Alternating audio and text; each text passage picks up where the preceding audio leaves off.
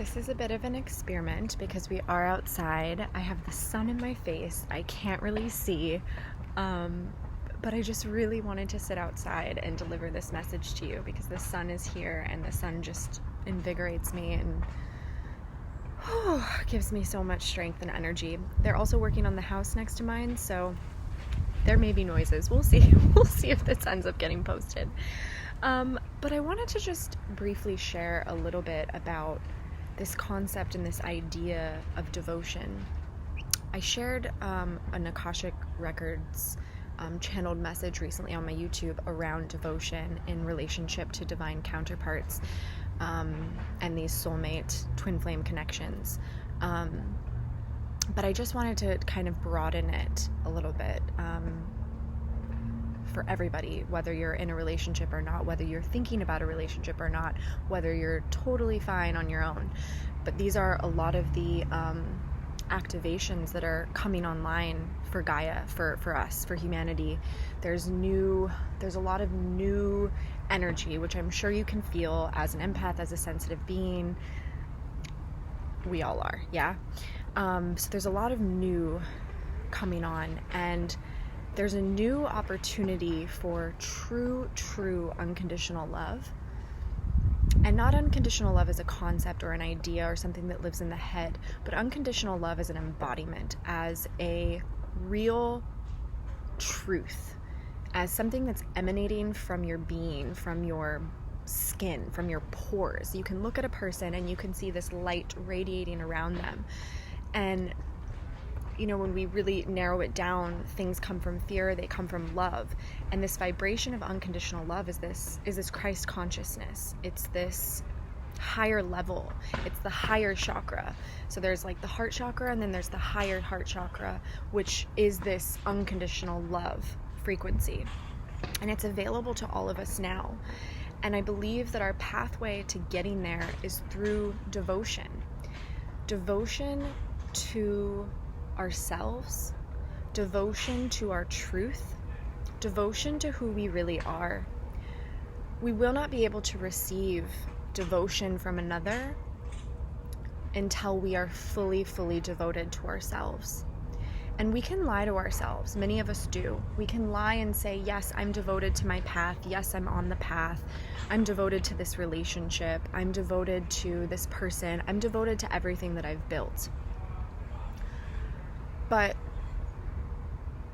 we know somewhere deep inside, our higher self knows that that's actually a lie, that we're actually lying to ourselves. And take it or leave it. This will resonate for you or it won't. Many of you, it might resonate in the sense where you're like, yes, I know when I've done that before. I did that in the past and it felt so painful. There was such a disharmony within me when I was doing that. So you might resonate as, yes, I've experienced that.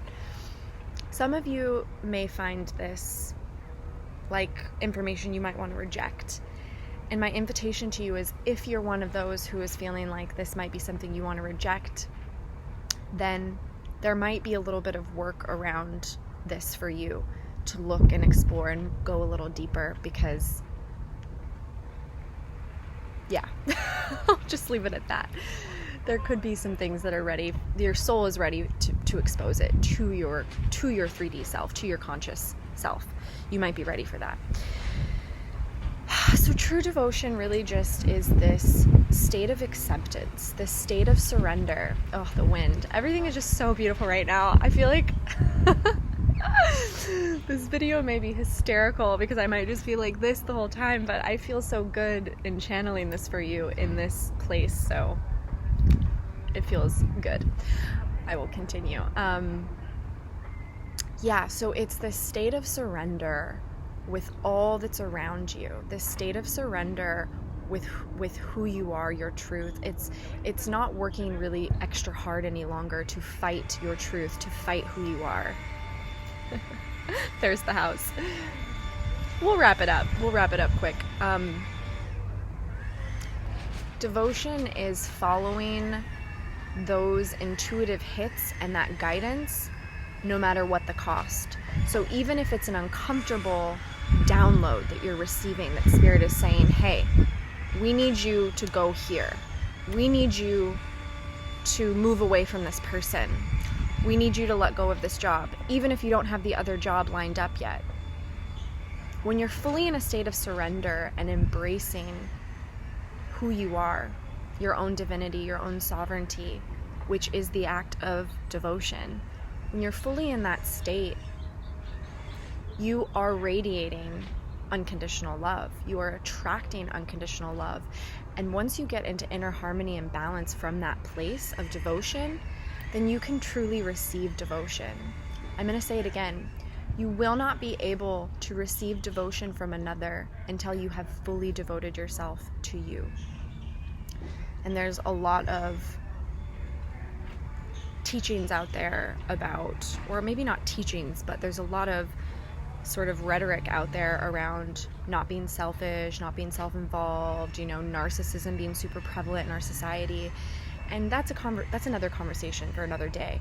But really, putting yourself first is putting everyone around you first. Having this devotion to yourself is true devotion to the whole, to the collective, to everyone else. Because it's only from that inner state of harmony and balance and devotion, not trying to control other people's emotions, not trying to control other people's reactions through enabling, through codependency, through doing what you think they want you to do. That is true care for another. That is unconditional love. It is unconditional love when you're able to put yourself at the center of your world. And when you're truly in a truthful, that's the key, a truthful state of your own desires, your own wants, and who you are and what you want, it's going to be good for everyone around you. And that's going to take some practice. That's going to take some trust. That's going to take some stepping off the cliff and jumping and trusting. And we learn through experience. So I'll leave you with the invitation. And if you're the type of personality that really loves challenge, I'll challenge you. But if you're not that person, look at it as an invitation. I'll invite you or challenge you to try that. Try it in small baby steps. Try it in the smallest way. Maybe somebody is needing something from you and they're really asking you to do this thing, but and you're so clear that you're not able to do this thing, at least not right now. Try saying, hey, I love you, I care about you, I really want to do this thing for you, I'm not able to do it right now. Radical honesty, radical transparency, and sharing from your heart, from your truth. I want to do this thing for you. I'm not ready to do this thing for you. Perhaps once I take this time for myself and ground and center, I'll be able to do it for you. But right now I need to choose me. And you can do that in the smallest of ways. I'm not going to give you ideas around that because I really want you to be the sovereign being, taking ownership of your own life in that, right? So thinking of ways that this could resonate for you in your own life and in your own practice. And I trust that it will come to you quickly. Probably already as I was speaking, these ideas were rolling, because that's how spirit works.